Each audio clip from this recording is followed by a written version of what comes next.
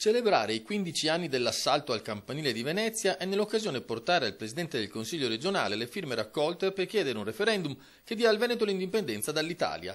Questa è la manifestazione promossa dal Movimento Indipendenza Veneta nelle parole del suo segretario, che spiega il perché dell'iniziativa. L'unica alternativa al declino italiano, di cui siamo tutti succubi, è la completa indipendenza politica, fare uno Stato indipendente come stanno facendo i catalani e come stanno facendo gli scozzesi. Dalle adesioni ricevute fino ad ora, gli organizzatori sono convinti che l'iniziativa convoglierà più persone a Venezia della festa della Lega che si terrà il giorno dopo. Adesso inizia anche una campagna sulle radio tutta la settimana e perciò partiremo in tantissimi da Piazzale Roma e andremo diretti in Consiglio regionale Palazzo Ferrofini. Pizzati è convinto dell'appoggio della Lega e dell'intero Consiglio regionale. La Lega è a capo di questo Consiglio regionale, quindi sicuramente sarà favorevole e voterà assieme a tutti gli altri consiglieri regionali a favore di indire un referendum per l'indipendenza.